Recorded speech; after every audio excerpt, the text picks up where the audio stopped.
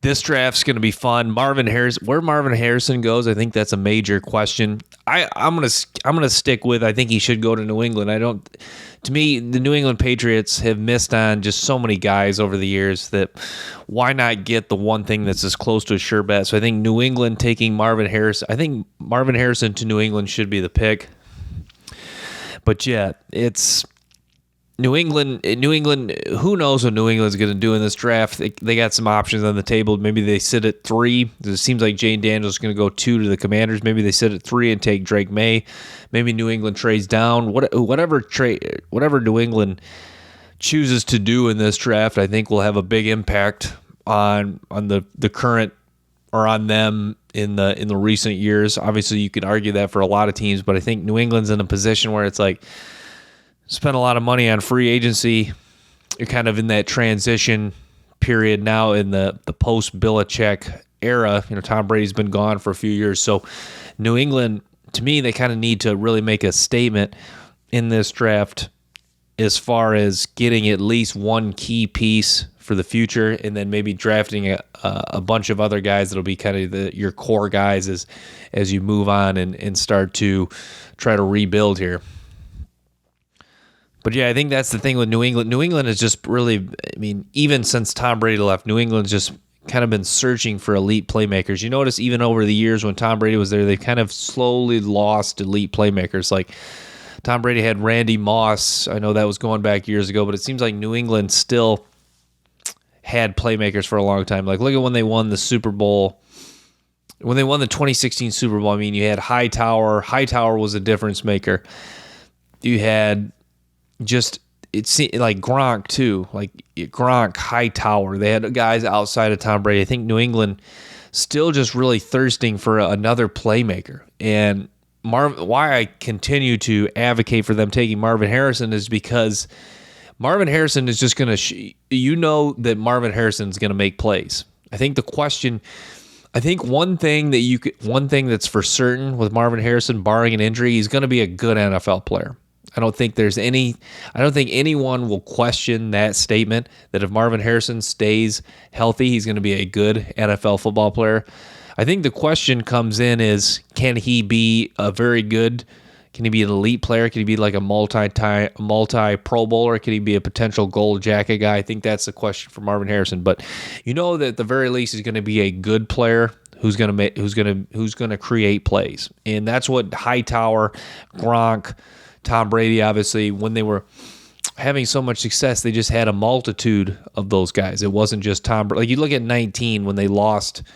They lost in the first round of the playoffs? I believe it was to the Titans. They just didn't have enough playmakers. Tom Brady was still. Yes, you could argue Tom Brady was getting older, but they still just didn't have enough playmakers on that football team. So, getting Marvin Harrison is going to get you a playmaker. But yeah, Malik Neighbors. I think Malik Neighbors to the Giants makes a lot of sense. The Giants, another one of those teams where I should say they're not really thirsting for a playmaker, but I think Malik Neighbors will really be it's a fulfilling pick to the Giants, and I think it's going to be one of those. I don't think Malik Neighbors kind of in the same boat with Marvin Harrison. I think he's going to be at least good in the NFL, and I think that'll clear up kind of the Giants' woes, if you will, of drafting receivers high. Like Wan'Dale Robinson, it's been okay. Kadarius Toney did not work out, so this will be that pick where you're really kind of putting your fist down and say, okay, we made some mistakes drafting some wide receivers high. We've had issues at the offensive line. We finally cleared up with Andrew Thomas and the guy from Alabama they took. So we've had our woes of drafting receiver, and then the Giants quietly have had kind of some drafting woes overall. So we're kind of really going to put our fist down. We're going to take another receiver, and most likely, obviously he might not be available, but taking Malik Neighbors, kind of putting their fist down and saying, okay, we're going to get Malik Neighbors, and we're going to get a guy who we know is going to be a good player.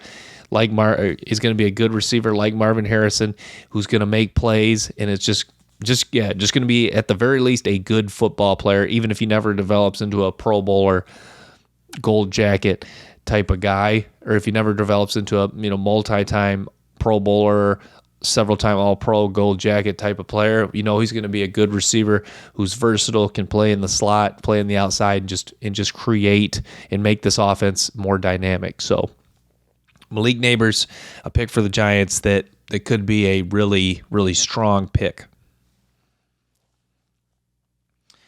But yeah, Harrison could go to the Cardinals. The Cardinals are in a strong position with the 4th and the 11th pick. You look at the Arizona Cardinals, and they're kind of in like the position. I don't know where. I guess Cardinals are kind of like, it's a, what's weird is they were a playoff team a couple years ago, and they seem kind of like a team that's like, they just need kind of like a new influx of talent. So you feel like, even if they don't get Marvin Harrison, like say at pick 4, they do take Malik Neighbors. So, okay, now you at least have a good receiver. And then kind of like, they've kind of been like the Giants too. They've had their woes of drafting receivers. Marquise, they didn't draft Marquise Brown, but, some of the receivers they've gotten just have not really developed. They've struggled to really find true difference makers at receiver. I know Hopkins gave them a few years of juice, but Arizona, you get a good receiver, and then with the 11th pick, you can get a strong edge rusher. Maybe you get Latu Latu, maybe you get Darius Robinson. So you can really kind of just solidify both those picks by addressing and fulfilling needs on both sides of the ball. So to me, Arizona's in a position where they can really take a strong offensive player and a strong defensive player, or like I've said, they can just double down, take 2 really good offensive players, 2 really good defensive players. So, but I think I guess the bottom line, Arizona in a really good position to have a strong draft. So, but yeah, Atlanta, I think, is in a good position too. Atlanta has done a good job of quietly building up their team. Get Kirk Cousins in free agency, and then with Atlanta, Dallas Turner appears to be the consensus pick for them at number 8. It's a pick where so many people have that mocked. So many people have in mock drafts Atlanta taking Dallas Turner that you feel like people are trying to like speak it into existence, that almost at this point, if Atlanta does take him, you feel like that was just like it's no surprise, that was inevitable. So Atlanta picking at number 8, Dallas Turner, most likely Dallas Turner is the consensus pick by most. So Atlanta, a team that really just is craving a dominant edge rusher. So Dallas Turner most likely could be that guy there, but they have so many good options. I think, if you talk about a team that quietly may want to trade back, it could be Atlanta. I don't know which team would want to trade up necessarily to 8. Maybe if a quarterback falls to 8, like say hypothetically J.J. McCarthy was still available at number 8, maybe a team would give them a haul to move back. But I think Atlanta, the more I think about it, I think Atlanta, a trade back would make a lot of sense, just because, like, what's the like, yes, Dallas Turner would be a good solid pick there, but is there a big drop off between, they may like Darius Robinson, Braylon Trice, Latu Latu, some of these other strong edge rushers. So is there if Atlanta in their mind, maybe they do have Dallas Turner number 1 on their board, but they don't see a big drop off, they kind of have Darius Robinson or maybe another guy ranked right there. And if they move back maybe a few picks or several picks, they can still get the guy that they view on the same level as Dallas Turner. Say hypothetically that is Darius Robinson. So maybe they want to move back and still get a strong edge rusher and while acquiring some more draft capital. So I think Atlanta in a good spot as well, not only to maybe land Dallas Turner, but still potentially trade back and still get a strong edge rusher or another defensive player. Maybe corner could be in the mix for Atlanta quietly, because you look at they got AJ Terrell. You pair him with a guy like Quinyon Mitchell, or Terrion Arnold. Like, I think Terrion Arnold and AJ Terrell, hypothetically, I think that is a serious. I mean, when that would be like, if you're a wide receiver playing against Atlanta, that's a, man, that's a you're going to go into a tough day. Like, you ever wake up and you're going to have like a long, busy day. Like, I think that would be what you would be feeling if you're a wide receiver playing Atlanta, if they hypothetically were able to get Terrion Arnold and AJ Terrell. So I think, but yeah, Atlanta's been smart. Arthur Smith, I love that his identity is he wants to run the football. So they take Bijan Robinson last year. Atlanta's still quietly with a pretty rock-solid offensive line. They've had Kyle Pitts, Drake London, so quietly built up some weapons and become a team that really hasn't made an emphasis running the ball. Have Kirk Cousins now too, a quarterback at the very least that can manage the game and just play good solid football within the offense. So, but yeah, and then they've tried to get guys in free agency at the edge rusher position. So, but yeah, I think that's the decision Atlanta wants to make. I think, do they kind of just sit at 8, take the best available player, or do they really kind of have one guy in particular in their mind, that like a good solid edge rusher they want to take to really try to help build up this defense and try to build a strong defense that'll complement a strong offense that should be a strong running game once again. So I think that's kind of the position that Atlanta's in. Tennessee Titans at pick 7. You feel like Tennessee wants to take another offensive lineman, Joe Alt. Like, Joe Alt would make a lot of sense. You took an offensive lineman last year and getting Peter Skoronski. And you just feel Mike Vrabel, like Tennessee's O-line, pretty solid, pretty decent this past year. You feel like Mike Vrabel is one of those guys, kind of like Dan Campbell or like Howie Roseman and the Philadelphia Eagles. I feel like the Tennessee Titans are a team that just wants to have at the very least, they want to have a good offensive line. Taking Peter Skoronski really helped that last year. Now if you're the Tennessee Titans, you add a guy like Joe Alt. Now you're really making a statement that we're going to be a strong offensive line unit again. So I think Tennessee has an opportunity to really solidify their offensive line, taking a guy like Joe Alt. And Joe Alt, good offensive lineman, a guy who I watched him play, and he kind of puts himself, when he's blocking, he's kind of like in weird body positions, but he's so strong that he makes it work. Like, I don't think his leverage and his knee bend is maybe as ideal, but this is a guy who, when he really locks out and gets into someone, the defender's not going anywhere, and he's a guy that certainly has a strong anchor in pass protection. He's athletic enough to move, pull, do stuff like that, block down. So I think Joe Alt is a strong player. I just think I don't think he is maybe the most flexible athlete, but yeah, everything. If you look at Joe Alt's all-around football game, it's very strong, and he comes from a school in Notre Dame. I know that they have a new coach now. I know Brian Kelly was producing a lot of the top offensive linemen there, but he comes from a school in Notre Dame where they have had a lot of success getting offensive linemen ready for the NFL. So I think Joe Alt will be a guy that the Tennessee Titans could take, and Joe Alt's a guy who is viewed as the consensus number 1 offensive lineman and a really good player nonetheless.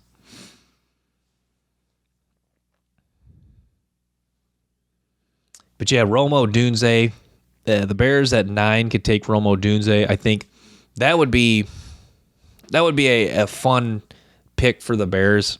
You get Caleb Williams and Romo Dunze, and now you're really saying, man, we've really done a heck of a job to pair our quarterback with some weapons around him.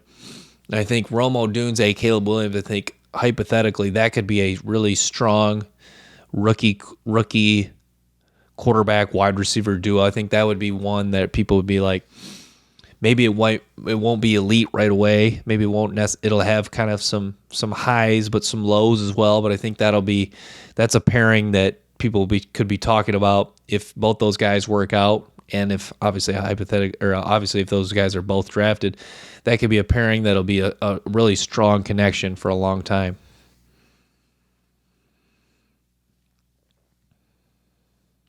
But yeah, the interior offensive lineman group I think is pretty strong overall. Graham Barton is a guy out of Duke people like. Fuaga from Oregon State. I'm really going to have to dive into his tape. He's a guy, it sounds like he has the versatility to play tackle, guard. Troy Fontenot is another guy, too, I like out of Washington. Fontenot's really moved up the draft boards. He's a guy I really liked in the summer. But then again, I liked a lot of the Washington guys. It seems like you understand why Washington was such a good football team this year. They had multiple NFL draft caliber guys. Braylon Trice, Rome Odunze, Michael Penix. I think Michael Penix is kind of a wild card to where he goes in this draft. A lot of people have him going to the Raiders. I think that's a pick that really makes a lot of sense. The Raiders getting Michael Penix, but the Raiders are interesting. It seems like every year people have them mocked to take a quarterback or a cornerback. So where do the Raiders choose to go? So if the Raiders choose to not take a quarterback or a cornerback, a lot of people will be maybe that'll be maybe not a disappointment. That it's kind of like the Raiders differentiating from taking a quarterback or cornerback that everyone has them taking in just about every year in a mock draft. But yeah, this draft is interesting because you look at what's interesting about this draft, I've never seen a draft that's like so strong at several positions but then very weak at the others. And not to like completely disrespect the safety class, because I do like Tyler Nubin and I like the safety out of Georgia. But the safety class just not super strong. The linebacker class not super strong, even though Edgerrin Cooper, I think, is a guy that's intriguing out of Texas A&M. I think he's got a skill set where he can really find a role, find a way to be a starter in the NFL. I don't think he'll ever be like a high-end difference-making linebacker, but I kind of like his game. So I think you look at the safety class, the linebacker class, the running back class, not as strong. I actually kind of like this running back class a little bit more than people are. I think I give this running back class a little bit more credit than most people are. I think that Trey Benson, I think there's kind of a debate who's the number, or there's a debate between the top three running backs. I think Trey Benson is the number one running back. I just think my take remains the same on Trey Benson. I just think he had a down year and he was kind of a lot of his draft stock taking a step back, if you will. I think a lot of it's predicated on that Florida State just didn't really need to use him a ton. It's kind of like I reference like it's like Alabama in 2015, 2016. You look at a guy, they had O.J. Howard. Now, O.J. Howard didn't necessarily have a good NFL career, but O.J. Howard didn't really light up the stat sheet, even though he was a good college tight end, just because Alabama was so dominant in 2015 with guys like Derrick Henry and their offensive line, and that they didn't necessarily need to use O.J. Howard. It was kind of Florida State had so many dudes this year, not only offensively but defensively. They didn't necessarily need to have to lean on Trey Benson, and Benson's skill set did not necessarily have to shine bright this year for Florida State to win football games.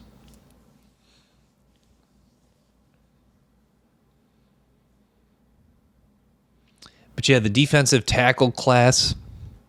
You look at the defensive tackle class. Byron Murphy is really anchoring it. Byron Murphy just, I've never seen a year where I say this because there's a lot of guys I like. I watch tape on a lot of guys, and there's it's funny after you watch a guy you like, you're like, oh man, he might be the best defensive player of the draft. But I've never seen a draft where Byron Murphy, like you make this statement like Byron Murphy's the best defensive player in this class, and a lot of people don't disagree with it, but then you still see Byron Murphy projected to not go till like the 15th through 20 range. Like I'm thinking, like I've never seen that's kind of crazy when you think about it. Like you have a draft where many people will proclaim a guy the number one defensive player, but people have him going like 15th overall. And not only that, they have other defensive players going ahead of him. I think that's kind of crazy when you think about it. Like Byron Murphy, I think a lot of it's predicated on this was like the first year he really like showed out at Texas. He had a solid year last year, but this year he really, even though he didn't necessarily light up the stat sheet, you were able to see on a conference championship Texas team how dominant and how much of an impact Byron Murphy could be. Like, I mean, you look at his skill set, ability to get off the snap, some of the bursts, the explosive power, the strength at the point of attack, the hand usage, the movement for a defensive tackle that's almost 300 pounds. So you look at all the skill, the skill set is all there for Byron Murphy to be a really good defensive tackle. It's just kind of back to my original point. It's crazy you have a year where you can make the statement Byron Murphy's the best defensive player in the draft, and a lot of people won't disagree with it, but still, many people have projections, mind you. Many people have other defensive players going ahead of him. It is just kind of crazy how that works. But Byron Murphy, I know he's the best defensive tackle in this class. And even if he's not the first defensive player off the board, he's going to be a really strong defensive player in the NFL.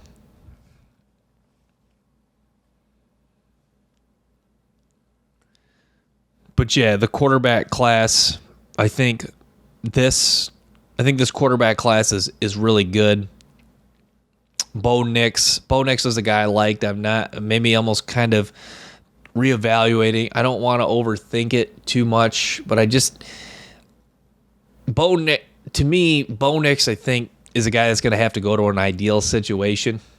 Like, I don't know. I think that's why I'm having a hard time with Bo Nix, because I think if he goes to a franchise that's, like, if he went, I don't think it'll happen, but if he went to Washington, I would just be concerned. It's just like, okay, this guy, you look at Bo Nix and at Auburn, like, for example, like when Auburn was not very good, Bo Nix did not really, you still saw a lot of what he could do, like his running ability, but he was not able to really shine and really dominate like he did these past couple years at Oregon. So I would just think like if you went to Washington hypothetically, now it may not happen because Jaden Daniels may go there.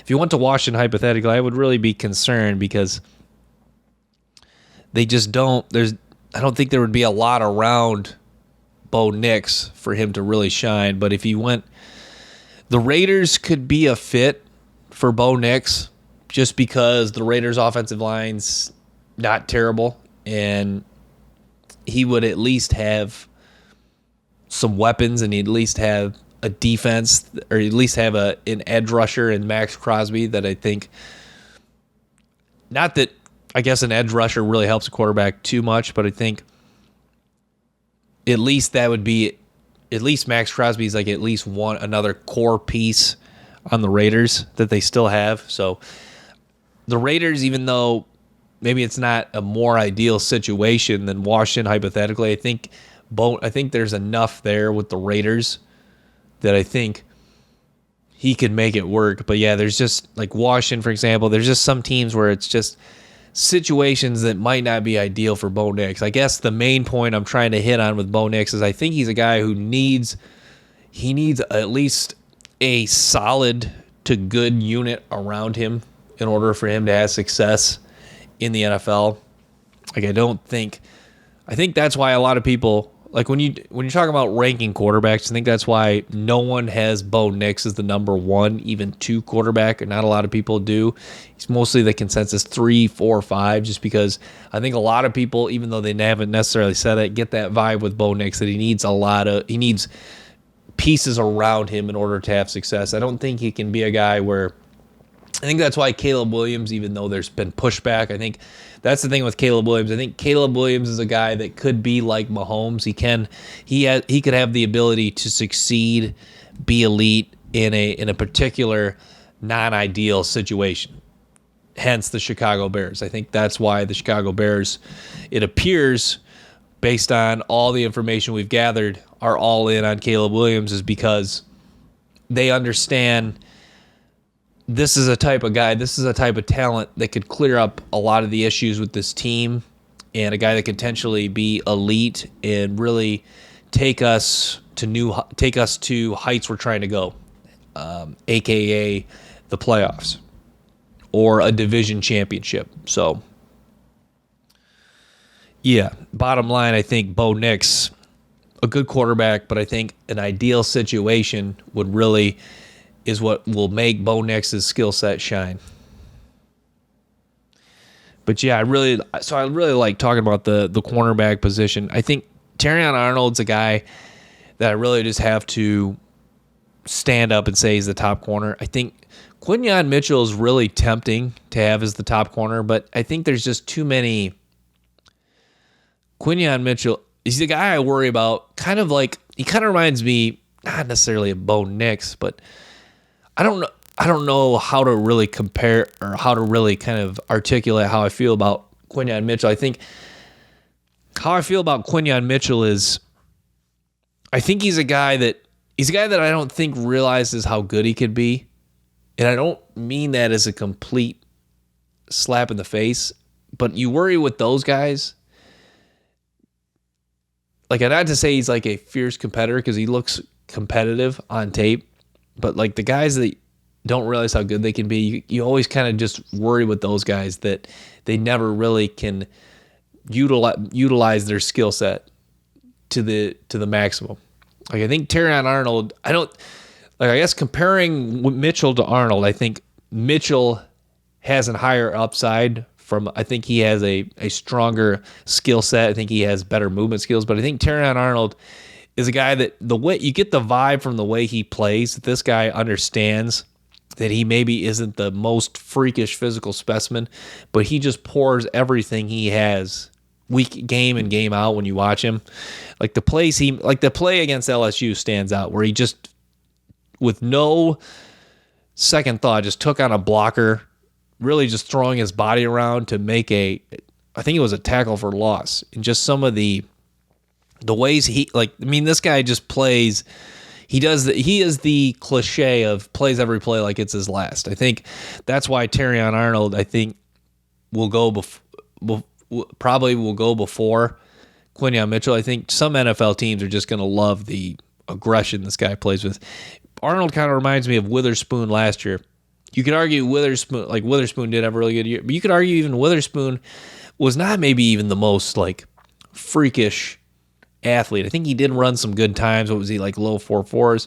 But I think that's the same with Arnold. I don't even remember what Arnold ran. I know Mitchell was a 4.3 guy, one of the standout times. But Arnold, I guess the main point, like with Witherspoon, they are guys that when you watch the tape, you're just like, dude, I don't care what they ran, what their testing is. This guy is just a guy that's just going to get after it week in. You know what you're going to get from him, I guess is what the point I'm trying to make with Terrion Arnold. And you know that he's going to just get after people. He's just going to play tough. And you know he's not going to be, even if he doesn't develop into if he doesn't even develop into Charles Woodson, Nnamdi Asomugha, an elite Deion Sanders, even if he doesn't develop into that, this is a guy who just we can count on week in and week out to just get after it. And he not only is going to cover, but he's going to tackle and he's going to hit people.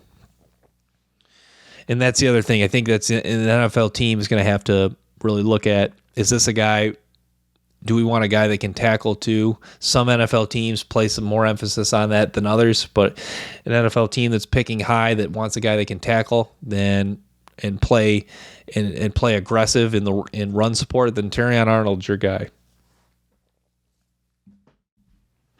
So back to the defensive tackle class, I think two guys at LSU are really interesting, Mekhi Wingo and Mason Smith. If you rewind to a couple years ago with Mason Smith, people are 5-star guy out of high school. People are talking about this guy could have a chance to be potentially the top defensive tackle off the board in the NFL draft. Obviously, it doesn't always work that way just because a guy is a 5-star recruit in high school. Doesn't mean he's going to turn into a surefire first round or first overall defensive tackle off the board. But Mason Smith certainly had that skill set. I think he's a guy who really should have came back to LSU, but I think he's a guy that's put enough on tape especially in 2021 as a freshman. And then this past year, even though LSU defense wasn't very good, and he wasn't able to really shine on a defense that was really just lackluster, I think Mason Smith's put enough out there. I think one NFL team or multiple NFL teams will really like him. I think he'll probably go a little higher than people think. I think it'll probably be late second, third round. Same with Mekhi Wingo, the other defensive tackle from LSU. Wingo got hurt this year, but you saw in the Florida State game, he was pretty dominant. And then last year, when Mason Smith was injured for basically the entire 2022 season, you saw Mekhi Wingo really show out and have a really nice season. So I think both defensive tackles for LSU could be strong. I think they're both guys that will go later than people. Like last year, the way Mekhi Wingo started off the season against Florida State, you're talking about like maybe this guy could work him into the discussion as one of the top defensive tackles. And then same thing with Mason Smith. Before the injury, like if he played the 2022 season and had a season kind of like his freshman year and showed a lot of the flashes, and then followed it up this year with a nice season, and the LSU's defense was stronger overall, then I think you might be talking about Mason Smith, maybe a late first round, early second round guy, but now probably late second, probably most likely, like if you had to bet, probably somewhere in the third round is where Mason Smith's going to go. But both those guys, Mason Smith, Mekhi Wingo, interesting guys is they've had flashes, but they've had injuries, and they've kind of faded a little bit. They've kind of fallen back a little bit, I guess, if you will. However you want to put it, guys that are just not viewed as highly now just because of kind of some things that are working against them. And not just injury-wise, but the LSU defense just being very poor this year and just not being the best last year. But yeah, the other defensive tackles, Devondre Sweat out of Texas, Jerzon Newton or Johnny Newton is what what else he likes to go by. Jerzon Newton, I think, he's an athletic guy, pretty powerful, moves well, just hard. He's a hard guy for offensive linemen to stay in front of. I don't think he's as good as Byron Murphy, but he's the guy that's kind of viewed as the consensus number 2 defensive tackle. So I think he could be a good player in the NFL, and the demand for defensive tackles, I think, will push Newton up the board. I do believe he goes first round. I think probably him and Byron Murphy, you'll see them go in like the 15 to 25 range, or maybe Newton will go later than that, but I do think he goes first round at some point, and the value of a defensive tackle so high, so critical in the NFL. So yeah, Byron Murphy, Newton, the consensus top 2 guys, I think go somewhere in the 15 to 25 range. I think Newton could fall out of that range. I think Newton could go early second, but he's a guy I have a hard time seeing getting out of the early second round.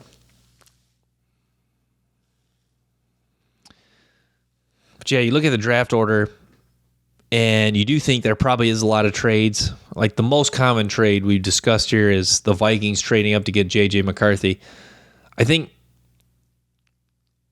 McCarthy to the Vikings, I think it's an intriguing fit. Minnesota, I think Minnesota's a team, kind of like you talk about Atlanta thirsting for an edge rusher, and some teams just thirsting for a whatever position they've really, like New England's thirsting for an elite playmaker. I think the Vikings are thirsting for a athletic quarterback. Not that Kirk Cousins wasn't a poor athlete, but he's not the athlete J.J. McCarthy is as far as making plays outside of structure, scrambling ability. So to me, I think that's why Minnesota, J.J. McCarthy is a good pairing, is because Minnesota can get that athletic quarterback that can just roll out, make some throws on the run. So to me, Minnesota, J.J. McCarthy to Minnesota, I guess I will say, I guess it does make sense. So we'll see what Minnesota does. But yeah, that would be a strong pick for the Vikings. And yeah, I think McCarthy and Justin Jefferson, I think that could be a strong combination. But I just think even if that's not a strong connection there, McCarthy to Justin Jefferson, I just think McCarthy, the bottom line, I think he just would make the Minnesota Vikings offense better. And I think like the Vikings are a team, like when you have a receiver like Justin Jefferson, like it's kind of like you're almost like it's like kind of like peanut butter and jelly. You kind of just need a quarterback that can get him the ball. Like you can't like Randy Moss without Tom Brady or good quarterbacks. Like it's just like, man, like you're just like it goes back to what I keep saying over, like what I keep reiterating. You're just thirsting for it. So JJ McCarthy, even though maybe him and Jefferson may not be like the strongest connection, I think McCarthy's at the very least what they need for for this Vikings offense to just get better. And I think that's what Minnesota's thinking. We'll get us an athletic guy, a guy that can make plays outside of structure, a guy that can help continue to make Justin Jefferson's skill set shine, and a guy that's just a winner. So I think those are all things that Minnesota has in mind when people, I think those are all things that Minnesota will have in mind when drafting J.J. McCarthy. Not that other teams won't, but I think that's why, especially with McCarthy, I think that's what's going to stand out for the Vikings, or that's what the Vikings will really think about. What the New York Jets do, because what the New York Jets do will be interesting. The New York Jets don't really necessarily have a ton of glaring needs necessarily. I mean, you look at this as a pretty strong roster overall. Obviously, they could look at quarterback, maybe another wide receiver. But yeah, I mean, the New York Jets, not necessarily a team that really has a ton of needs. So same with kind of the Cincinnati Bengals too at pick 18. Bengals, another team with not a lot of glaring needs. I think the Rams picking at 19, I think Aaron Donald retiring, you feel like the Rams may be in the market to try to, well, I'm sure they're in the market, but the Rams may think about getting a defensive tackle. Like maybe that's where Byron Murphy or Jerzon Newton goes. Because I think no Aaron Donald could really affect the Rams, so getting a defensive tackle there makes a lot of sense.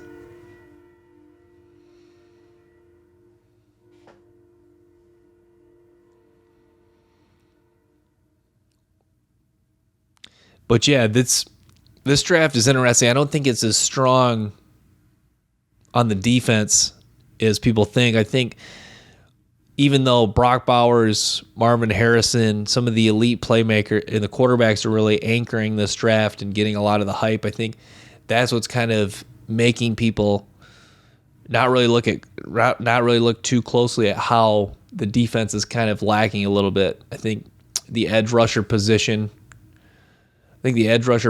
strong, but I don't think, with the linebacking safety units lacking, I think that's what's making this draft not really as strong defensively. Like I think that's why I don't think like this draft is not really as strong as people think as a whole, but I think since people gravitate so much to quarterbacks, big play wide receivers, corners, edge rushers, like this draft, I guess what I'm trying to say, this draft is strong at positions that people really take a shine to. People always talk about quarterbacks, receivers, and even edge rushers too, because just people understand the importance of an edge rusher. So people understand this draft is so strong at positions where people take a shine to that I think that's why people are kind of ignoring that the weakness in the safety group and the linebacker group and even just like the weakness of this draft overall defensively. Like I've said this, I don't think this is as deep a draft as people think. I think outside of the first and second round, like I think this draft is one of those drafts where you get to the third round and it's kind of like there's a lot of guys that, I know this is the case probably a lot in most years, but this is a draft I think when you get outside the third round, you're kind of like, it's a lot of guys where you're like, yeah, they've got a few traits to like about them. Like Will Shipley's another guy, for example, running back out of Clemson. Shipley, good player, big time recruit out of high school. But at Clemson, there was, he was solid there, but I don't think there's a lot of traits that really could propel him to be a strong bell cow running back. Like, I guess the point I'm trying to make is I don't think this draft is going to produce I don't think this draft will produce a lot of guys that really have good careers outside of the first 2 rounds, maybe in the 3rd round. Like, I don't think you'll see a lot of 4th, 5th, 6th, 7th round guys from this draft class really become starters or become good players or several time Pro Bowlers. Like, I just think this is the class where you're going to look back on and say, yeah, some of the top guys really shined. There was some good players in the 2nd round, some good players in the 3rd round, but outside of that, there was just a lot of guys who were just borderline roster guys, backups, rotational guys, whatever you want to call them. But I mean, you can't really argue the top end talent. And I think that's why people last year were talking about this class is the top end talent you can't argue with. But as far as guys that are going to go after the 3rd, 4th round, it's kind of be how their career turns out a little bit iffy.